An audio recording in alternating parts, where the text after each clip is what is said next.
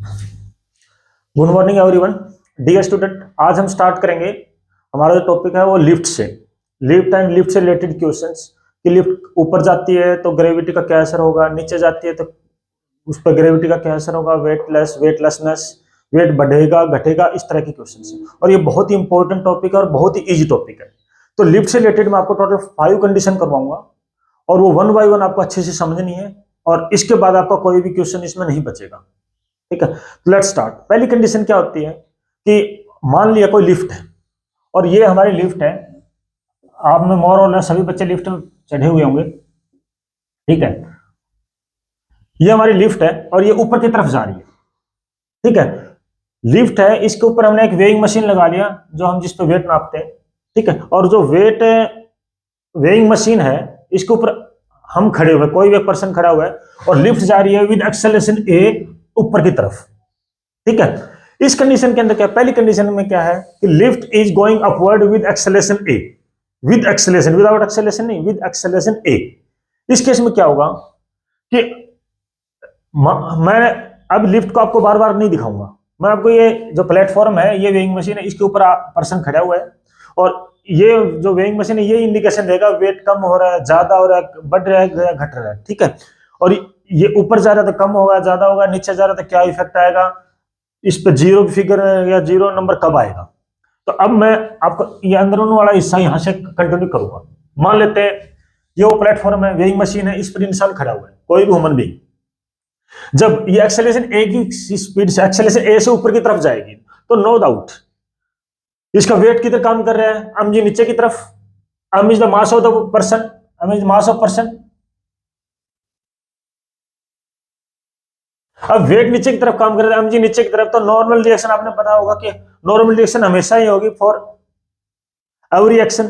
अब ये जो नॉर्मल रिएक्शन, एम जी की नॉर्मल रिएक्शन अब ऊपर की तरफ होगी, तो यहाँ इस ह्यूमन बीइंग पर, जो भी इंसान इस लिफ्ट में खड़े है, जब ये लिफ्ट ऊपर की तरफ जा रही है तो नेट इस पर दो फोर्स काम करे, एम जी नीचे की तरफ एंड नॉर्मल रिएक्शन ऊपर की तरफ।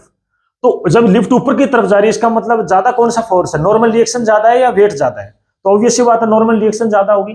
तो इस केस में क्या होगा, अन माइनस नीचे की तरफ एम जी, तो इनका डिफरेंस है ना, उसी स्पीड से तो ऊपर जाएगी। मतलब एक फोर्स ऐसा है जो इसको नीचे की तरफ लेके जाने की कोशिश कर रहे हैं, और दूसरा फोर्स कौन सा है जो नॉर्मल रिएक्शन है, जब हमने कोई एक्सटर्नल फोर्स लगाया हुआ है वो इसको ऊपर की तरफ लेके जा रहा है, तो वो किस फॉर्म में आएगा, नॉर्मल रिएक्शन में।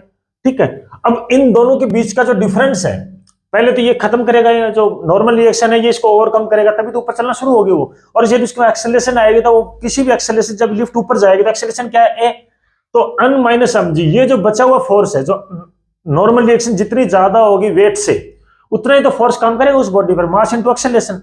ठीक है, और m is equal to m into a plus g. अब देखो मैं एम जी को इस साइड लेके जाऊंगा तो एम बाहर आ जाएगा, a plus g, m is the mass of the body. Weighing machine जो होती है ना हमारी, कोई भी वेइंग मशीन जिसपे हम वेट नापते हैं, वो क्या नापती पता है, वो हमेशा एक टर्म आपको बार बार देगा, क्वेश्चन एग्जाम में भी आ सकता है, पेपर में भी पूछ सकता है किसी भी, वो बोलता है कि अपरेंट वेट, एक टर्म यूज करता है। तो अपरेंट वेट कुछ भी नहीं है, जो ये नॉर्मल रिएक्शन है ना, ये अपरेंट वेट और नॉर्मल रिएक्शन एक ही बात होती है। और जो हमारी वेइंग मशीन है जो लिफ्ट के अंदर रखी है, वो हमेशा ही अपरेंट वेट ही अपने उसके अंदर रीड आउट करती है, अपरेंट वेट को ही नापती है, ऑलवेज नॉर्मल रिएक्शन को वो शो करेगी। अब देखते हैं, अब देखिए इस पर अब नॉर्मल रिएक्शन अन है, तो N is equal to normal reaction का मतलब क्या है, weight of the body, apparent weight of the body, या फिर जो इसके अंदर बैलेंस के अंदर वेट दिखा रहा है, तो मान लेते हैं उसको हम W1, वो नया वेट है उसका। तो इनिशियल उसका mg था, mass of the body g due to gravity. यदि वो लिफ्ट स्टेट चल नहीं रही होती, उस स्टेट में क्या होता, उसके अंदर जो ह्यूमन बीइंग का जो मास था वो कितना होता, mg, तो वो mg है। अंदर आ जाएंगे, क्वेश्चन को सोल्व करेंगे तो 1 प्लस ए अपॉन जी, क्योंकि हमने mg बार निकाला था, ए upon ji, 1 plus a upon जी, ये हमारा कौन सा था, एक्चुअल वेट। एंड W1 कौन सा है, अपरेंट वेट, या फिर जब लिफ्ट ऊपर की तरफ जा रही है तो वो कितना इंडिकेट कर रहा है, वो वेट। ये W कौन सा है, W इज जब लिफ्ट चल नहीं रही है और वो खड़ी है और उस पर जो हमने बैलेंस लगा के आदमी खड़ा है, तब कौन सा वेट है, वो W दिखा रहा है, मतलब mg, तब कोई एक्सेलरेशन उसमें नहीं है। तो फिर एक्सेलरेशन ड्यू टू ग्रेविटी उस पर काम करेगा तो उसका वेट कितना शो करेगा, वो mg, mg equal to W। और जो जब ऊपर की तरफ जाएगी तो उस पर वेट कौन सा काम कर रहा है, अपरेंट वेट। अपरेंट वेट को मैंने क्या लिया, W1 से डिनोट किया, अब W1 is equal to actual weight 1 plus a upon g. इसका मतलब क्या हुआ कि जब हम अंदर इससे मल्टीप्लाई करेंगे तो W प्लस समथिंग ही कुछ आएगा। मतलब क्या हुआ कि जब लिफ्ट ऊपर की तरफ जाएगी तो जो वेइंग मशीन है वो जो एक्चुअल वेट है उससे प्लस कुछ दिखाए, कुछ ना कुछ प्लस ही होगा, उसमें कम नहीं होगा। समझा आप मेरी बात? तो जब कभी भी लिफ्ट में से आपको पूछे वो कि लिफ्ट अब ऊपर की तरफ जा रही है विद सम एक्सेलेरेशन, याद रखना विद सम एक्सेलेरेशन ऊपर की तरफ जा रही है, तो वेइंग मशीन में वेट कम होगा ज्यादा होगा उतना ही रहेगा। तो डियर स्टूडेंट यहां से इस फॉर्मूले से आपको पता लग गया है कि 1 प्लस समथिंग है। मतलब क्या होगा, W को जब मैं अंदर से मल्टीप्लाई करूंगा तो W प्लस W इंटू ए अपॉन जी। अब कुछ तो ऐड ही हो रहा है ना, इसका मतलब उसका वेट बढ़ेगा जब कोई भी लिफ्ट अपवर्ड की डायरेक्शन में जा रही है विद सम एक्सेलेरेशन। मान लेता है दूसरी कंडीशन, अब वही लिफ्ट है वो with some acceleration a downward जा रही है, लेकिन ए की वैल्यू जी से कम है, जी से कम है। एक्सेलेरेशन जो डाउनवर्ड की डायरेक्शन में जा रही है लिफ्ट, उसका एक्सेलेरेशन ए है and a is less than g. दूसरी कंडीशन की बात कर रहा हूं मैं। उस केस में क्या होगा, हम जी नीचे की तरफ काम कर रहे हैं, एक फोर्स नीचे की तरफ काम कर रहा है, वो कौन सा है, एम जी। दूसरा फोर्स नॉर्मल रिएक्शन जो पहले था वो अब भी नॉर्मल रिएक्शन इसमें काम करेगा, वो ऊपर की तरफ है, लेकिन देखना एक्सेलेरेशन डाउनवर्ड काम करे और एक्सेलेरेशन इज लेस देन जी, जो एक्सेलेरेशन ड्यू टू ग्रेविटी उससे कम हो। उस स्टेज में क्या होगा कि जब ये नीचे की तरफ लग रहा है तो ऑब्वियस सी बात है जो mg है उस वो ज्यादा होगा किसकी बजाय, नॉर्मल रिएक्शन की बजाय। तो देखिए mg माइनस n, मैंने ऊपर क्या किया था n माइनस mg, क्योंकि ज्यादा फोर्स कौन सा था, ऊपर की तरफ जा रही, इसका मतलब ये वाला फोर्स नॉर्मल रिएक्शन ज्यादा थी। अब नीचे की तरफ जा रहा था जो उसका वेट है वो ज्यादा है किसकी बजाय, नॉर्मल रिएक्शन की बजाय। तो मैंने यहां पर क्या लिया, mg minus n is equal to mass into acceleration. अभी भी तो बॉडी तो वही है ना, उसका मन बीइंग का मास कितना m, और वो नीचे की तरफ किस एक्सेलरेशन जा रही है, ए की तरफ एक्सेलरेशन की तरफ से जा रही है। तो देखिए यहां से नॉर्मल रिएक्शन, वेइंग मशीन अब भी क्या मेजर करेगी, अपरेंट वेट, अब भी वो अपरेंट वेट नापेगी, अब भी वो कौन सा वेट नापेगी, अपरेंट वेट या normal reaction. Weighing machine normal, तो नॉर्मल रिएक्शन यहां से हम निकालेंगे तो mg माइनस ma, और mg हम बाहर निकालते हैं तो 1 minus ag, 1 minus a upon g। अब देखिए W1 क्या होगा, W1 अगेन है कौन सा वेट है, नए वाला वेट। जब लिफ्ट नीचे की तरफ जा रही है तब जो हमारा बैलेंस है, बैलेंस मीटर है जिस पर वो मेजर हम कर रहे हैं, वो कौन सी, क्या उसकी फिगर क्या होगी, उसकी इंडिकेशन क्या हो, कितना वेट वो दिखा रहा है, वो W1 है। और W क्या है, एक्चुअल वेट, जब लिफ्ट स्टैंडिंग पोजीशन में, नए ऊपर जा रही है नए नीचे जा रही है। तो देखिए W को जब अंदर लेके जाएंगे W माइनस ए अपॉन जी। देखिए इसका मतलब क्या हुआ कि जो हमारा एक्चुअल वेट था जब लिफ्ट स्टैंडिंग थी, नए ऊपर जा रही थी नए नीचे जा रही थी, और जब तब उसका वेट कितना है W, और उसमें से कुछ ना कुछ कम ही होगा जब वो नीचे की तरफ जाएगी। तो पेपर में अगेन बार बार क्वेश्चन आता है, कोई लिफ्ट है उसके अंदर एक इंसान बैठा है, कोई ह्यूमन बीइंग है और वो नीचे की तरफ जा रही है, कोई और सामान है, जब वो नीचे की तरफ जा रही है विद सम एक्सेलरेशन, तब उसका जो अपरेंट वेट है या फिर उसका जो वेट है वेइंग मशीन द्वारा वो कम होगा या ज्यादा होगा। तो डियर स्टूडेंट जब नीचे की तरफ जाएगी तो यहां से फार्मूले से आपको पता लग गया होगा कि 1 में से समथिंग माइनस हो रहे हैं, इसका मतलब उसका वेट कम होगा। ठीक है, पहली कंडीशन ऊपर की तरफ लिफ्ट जाएगी तो उसका वेट बढ़ेगा, दूसरी कंडीशन जब वो नीचे की तरफ जाएगा उसका वेट घटेगा। अब तीसरी कंडीशन एक और आती है, मान लिया व्हेन लिफ्ट, एक कंडीशन और आएगी वो है कि लिफ्ट की रस्सी टूट जाती है, तो कोई भी उस पर एक्सटर्नल फोर्स तो काम ही नहीं कर रहा है। पहले हम ऊपर की तरफ लेके जा रहे थे तो लिफ्ट का आपको पता हो कैसे काम करते हैं, ये ऊपर एक गिरनी होती है, इसकी तरफ ऐसे ऐसे लपेट कर नीचे तरफ घूमती रहती है और वो रस्सी लपेटती रहती है और ऊपर चली जाती है। हमने, इसका मतलब हमने कोई फोर्स काम किया उस पर कोई फोर्स लगाया। इसी तरह जब हमने लिफ्ट को नीचे की तरफ लेके गए और ए लेस देन जी है, एक्सेलरेशन ड्यू टू ग्रेविटी से कम है ए, तब भी उस पर हम कोई फोर्स लगाए, लेकिन यदि रस्सी टूट गई तो अब वो फ्री फॉल है, इसके अंदर अंडर ग्रेविटी है। उस केस में क्या होगा, अब रस्सी टूट गई तो उस पर कोई भी एक्सटर्नल फोर्स काम नहीं कर रहा है। इसका मतलब क्या हुआ कि अब उस पर कौन सा एक्सेलरेशन कितना होगा, उसका जो ए है वो ए कितना हो जाएगा, ए इज इक्वल टू जी होगा इस केस में। क्यों, क्योंकि बाहर से तो हमने कोई फोर्स लगाया नहीं, तो कौन से एक्सेलरेशन से नीचे गिर रही होगी, वो acceleration due to gravity. It means a जो है जो वो कितना होगा, ए एंड जी बराबर हो जाएंगे, because body is free under free fall. Free fall का मतलब क्या हुआ, रस्सी टूट चुकी है और अब वो नीचे की तरफ गिरती जा रही है। अब नीचे की तरफ गिरती जा रही है तो ए की फोर्स का जो एक्सेलरेशन इसका कितना होगा, एक्सेलरेशन कितना होगा इसका, acceleration due to gravity, acceleration due to gravity, तो a is equal to g. Under gravity है ये, देखिए अब। तो W1 अपरेंट वेट कितना होगा उसका, अपरेंट वेट या जो ये मशीन जो वेइंग मशीन वेट कितना दिखाएगी, equal to W into 1 minus a g upon g, g upon g is equal to 1, तो 1 minus 1 is equal to g, तो W into 1 minus 1 is equal to 0, तो W से हम 0 से multiply करेंगे तो अपरेंट वेट है उस बॉडी का वो कितना हो जाएगा, 0। ये आपके लास्ट ईयर क्वेश्चन में एग्जाम पेपर में आया हुआ है, स्टेट में आया हुआ है कि यदि कोई लिफ्ट है, या हो सकता है उससे प्रीवियस ईयर में आया हुआ हो, कंफर्म हूं मैं इसके लिए, तो जब वो ऊपर से नीचे की तरफ जाएगा और रस्सी टूट जाती है तो बॉडी है वो फ्री फॉल होती है। अंडर फ्री फॉल के अंदर है बॉडी के अंदर जो उसका वेट है, ह्यूमन बीइंग का कोई भी बॉडी उसके अंदर लिफ्ट के अंदर है, वो वेटलेसनेस होती है। मतलब क्या हुआ, उसका वेट 0 होता है। अगेन ये बार बार आपके एग्जाम में पूछा जाता है। तो तीन कंडीशन, पहले विद सम एक्सेलरेशन लिफ्ट ऊपर की तरफ जाए वेट बढ़ेगा, दूसरी कंडीशन लिफ्ट नीचे की तरफ जाए with some acceleration and acceleration is less than acceleration due to gravity, weight घटेगा, और तीसरी कंडीशन है रस्सी टूट जाए और हम उस पर कोई एक्सटर्नल फोर्स ना लगाएं, तब वो किस एक्सेलरेशन से गिर जाएगी, acceleration due to gravity, under gravity गिरेगी। तो a is equal to g, उस केस के अंदर क्या होगा, जो वेट है, जो इसके अंदर जो वेइंग मशीन है जो हमने लगा रखी, जो तोल रही है इंसान का वजन या किसी भी सामान का वजन, वो कितना दिखाएगी, 0 दिखाएगी। अब देखते हैं दो कंडीशन और, दूसरी दो कंडीशन और के अंदर क्या होगा, अभी तक उसके अंदर मैंने अभी आपको बताया कि जो बॉडी जा रही है ऊपर की तरफ जा रही है विद सम एक्सेलरेशन, या फिर नीचे की तरफ जा रही है विद सम एक्सेलरेशन। एक कंडीशन और होगी, मान लिया वो ऊपर की तरफ जा रही है और विदाउट एनी एक्सेलरेशन। अभी आप समझेंगे, आपको इजीली समझ में आएगा। मान लिया मैंने पहले बताया था, पहली कंडीशन में क्या था, विद सम एक्सेलरेशन, एक ही ऊपर जा रही थी। मान लिया वो ऊपर की तरफ तो जा रही है, मान लिया वो लिफ्ट ऊपर की तरफ तो जा रही है, लेकिन विदाउट एनी एक्सेलरेशन वो एक कांस्टेंट वेलोसिटी से ऊपर की तरफ जा रही है। अब कांस्टेंट वेलोसिटी से ऊपर की तरफ जा रही है, in that case there is no acceleration. तो मैंने जब आपको फार्मूला बताया था, W1 is equal to W into 1 plus a upon g. अब यहां पर एक्सेलरेशन क्या है, एक्सेलरेशन तो 0 है। अब एक्सेलरेशन 0 है मतलब वो कांस्टेंट स्पीड से जा रही है ऊपर की तरफ, कांस्टेंट वेलोसिटी। अब वो कांस्टेंट वेलोसिटी से ऊपर की तरफ जा रही है, इसका मतलब उस लिफ्ट के अंदर कोई भी एक्सेलरेशन नहीं है। अब एक्सेलरेशन उसके अंदर नहीं है तो ये 0 हो जाएगा।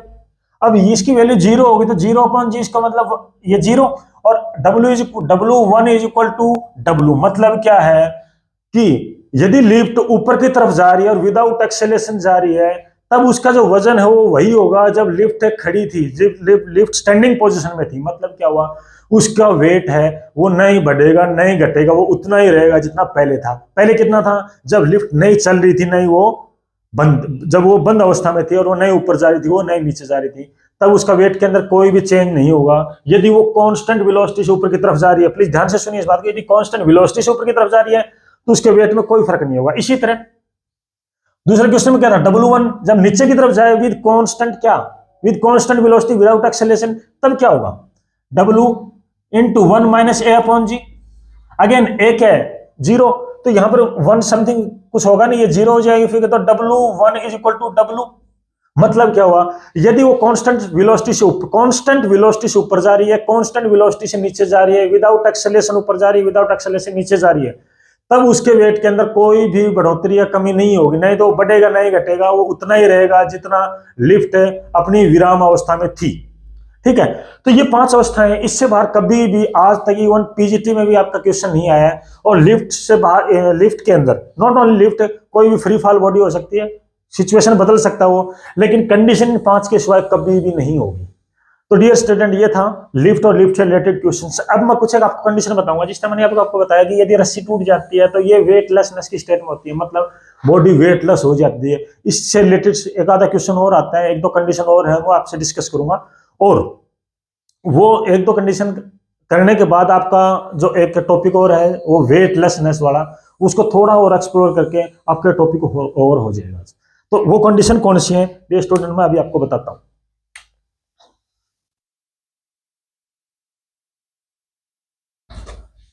तो उससे कंटिन्यू करते हुए हम क्या कौन सी कंडीशन पढ़ेंगे, वेटलेसनेस। वेटलेसनेस जैसे हमने अभी आपको बताया, जब कोई फ्री फॉलिंग लिफ्ट होती है, जब उसकी रस्सी टूटती है, फ्री फॉलिंग अंडर ग्रेविटी होती है वो, तब उसका वेट 0 होता है। तो 3-4 कंडीशन और हैं जब ये वेट 0 होता है, या वेटलेसनेस की स्टेट होती है, और ये पेपर में आता है इसलिए मैं आपको बता रहा हूं। पहली condition, when body is taken eight the centre of the अर्थ, यदि हम किसी भी बॉडी को खोद करके धरती के सेंटर की तरफ ले जाए और उसके सेंटर के ऊपर रख दे, एट दैट पॉइंट उस जो बॉडी है उसका वेट है वो जीरो होगा, क्योंकि at the centre of the earth acceleration due to gravity is zero, at the surface of earth it is maximum and centre of the earth is zero. तो mass into gravity mg कितना होगा, जी zero से multiply होगा तो wait कितना होगा, zero होगा। तो at the centre of the earth weight of the body zero, mass कभी भी जीरो नहीं होगा। मास मैंने कल भी आपको बताया था कि हमेशा कांस्टेंट रहेगा through out entire world, through out entire universe. अब देखिए मैंने आपको बताया था जी1 एट दी जो नई जी की वैल्यू होती है जी1 equal to g into 1 minus d upon r. और अब डी कितनी है, यदि सेंटर पर ही मैं ले गया तो आर के बराबर हो जाएगा, तो डी अपॉन आर मतलब आर से आर का तो 1 माइनस 1 होगा, तो जी1 इज इक्वल टू कितनी आएगा, जी इंटू जीरो। इसका मतलब क्या हुआ कि जी जीरो हो गया तो वेट कितना होता है, m into g, body weightless होगी कहां पर, at the centre of earth. Number दूसरी condition, when body is taken at null point. अब ये नल पॉइंट क्या होता है, नल पॉइंट क्या होता है, अब इसको समझिए। नल पॉइंट वो पॉइंट होता है जब किसी बॉडी पर जो ग्रेविटेशनल फोर्स है वो दो बॉडी काम करें, वो दोनों एक दूसरे जो उस पर नेट है जो ग्रेविटेशनल फोर्स है वो नल हो जाए, मतलब जीरो हो जाए। फॉर एग्जांपल ये हमारी बॉडी है, ये हमारी अर्थ है, ये कोई ह्यूमन बीइंग है या कोई और बॉडी है जिसका मास है, ये हमारी अर्थ है, इसका मास है, ये ऊपर आ गया मून। अब देखिए एक्सेलरेशन, धरती का एक्सेलरेशन ड्यू टू ग्रेविटी इसके सेंटर की तरफ है। दूसरा इधर से चंद्रमा में यदि हम इसको धरती से थोड़ा दूर और चंद्रमा के थोड़ा पास रखेंगे, क्योंकि एक्सेलरेशन ड्यू टू ग्रेविटी है जो force of gravitational force of चंद्रमा का मैं इसके थोड़ा पास लेके जाएंगे, और इधर से धरती से थोड़ा दूर लेके जाएंगे, एक ऐसी स्टेज होगी जो मिडिल से थोड़ा ऊपर, तो वहां पर चांद इसको अपनी तरफ खींचेगा, ठीक है, और धरती इसको अपनी तरफ खींचेगी। ये कौन सा फोर्स है, इस पर दो ग्रेविटेशनल फोर्स काम करेंगे, एक तो अर्थ की वजह से G M F is equal to G M upon are square, R कुछ भी कोई डिस्टेंस है इसी जगह आएगी, और उधर से चंद्रमा भी जो हमारा मून है वो भी उसके ऊपर एक कौन सा फोर्स अप्लाई करेगा, ग्रेविटेशनल फोर्स अप्लाई करेगा, ठीक है। वो मून की वजह से क्या होगा, जो ऑफ मून की वजह से क्या होगा, g mass of moon mass of the body upon are square. अब आर इसका कुछ भी हो सकता है, मतलब उधर से डिस्टेंस मान लिया हुआ चले लेते हैं, ठीक है। अब देखिए इस कंडीशन में क्या होगा, ये दोनों फोर्स है कि ऐसी जगह आएगी जहां पर इस जो मून द्वारा लगाया गया फोर्स उतना ही होगा जितना धरती द्वारा लगाएगा फोर्स है। मतलब क्या हुआ, इस बॉडी पे एक फोर्स उधर काम करेगा, एक फोर्स इधर काम करेगा, और वो दोनों बराबर होंगे। नेट एट दैट पॉइंट इस बॉडी पे कोई भी फोर्स काम नहीं कर रहा होगा, क्योंकि दोनों फोर्स एक दूसरे को कैंसिल कर देंगे। इस पॉइंट पर भी हमारी जो बॉडी है वो वेटलेसनेस महसूस करेगी, मतलब वहां पर भी बॉडी का कोई भी वेट नहीं होगा, क्योंकि वहां पर उस पर कोई और फोर्स काम ही नहीं कर रहा, उस पर कोई पुल है ही नहीं। अब इसका थोड़ा मैं आपको बताता हूँ मीनिंग क्या है। धरती से थोड़ा दूर चंद्रमा के नजदीक कोई एक ऐसा स्पेस भी है जहां पर ये दोनों फोर्स एक दूसरे को नलिफाई करते हैं, जिसको नल पॉइंट बोलते हैं। नलिफाई का मतलब कैंसिल कर देते हैं। उस पॉइंट पर यदि हम धरती पर चल रहे हैं तो धरती अपनी तरफ खींच रही है तो हम अच्छे से चल पा रहे हैं, तो हो सकता है कि ह्यूमन बीइंग या कोई भी यदि उस पॉइंट पर चलने की कोशिश करेगा या दौड़ने की कोशिश करेगा, कुछ भी खाने पीने की कोशिश करेगा, तो वो कर नहीं पाएगा, क्योंकि वहां पर कोई ग्रेविटी है ही नहीं। तो फॉर एग्जाम्पल उसने कप से पानी पीने की कोशिश की, था वो पानी बाहर तभी आएगा ना जब उसको ग्रेविटी को खींचे। अब ग्रेविटी है ही नहीं तो बाहर आने की कोशिश ही नहीं करेगा, नो डाउट वो पी सकता है, लेकिन उसको बहुत टफनेस महसूस होगी। क्यों? क्योंकि वो बाहर निकलेगा ही नहीं, समझे। तो इतनी इंपॉर्टेंस है हमारी ग्रेविटी की, ठीक है। Number 3, when a body is lying in A free falling lift, ये मैं ऑलरेडी आपको करा चुका हूं कि यदि फ्री फॉलिंग लिफ्ट है, लिफ्ट की रस्सी टूट जाए और वो लिफ्ट नीचे गिर रही होती है, तब भी बॉडी वेटलेस ही महसूस करेगी, मतलब बॉडी का कोई वेट नहीं होगा। और एक फोर्थ कंडीशन है when body is inside a space और सैटेलाइट। अब मैंने आपको कल सैटेलाइट पढ़ाया था। अब सैटेलाइट में आपने देखा कि satellite is revolving around the sun और रिवॉल्विंग अराउंड द अर्थ। कोई भी ग्रह उपग्रह ग्रह के चारों तरफ चक्कर लगा रहा है, वो सैटेलाइट है। वो दो तरह के, नेचुरल और आर्टिफिशियल। अब आर्टिफिशियल सैटेलाइट के अंदर मान लिया कोई एक बॉडी ह्यूमन बीइंग बैठा है, कोई एक बॉडी और रख दिया। ये हमारी अर्थ है, सुनिए प्लीज ध्यान से।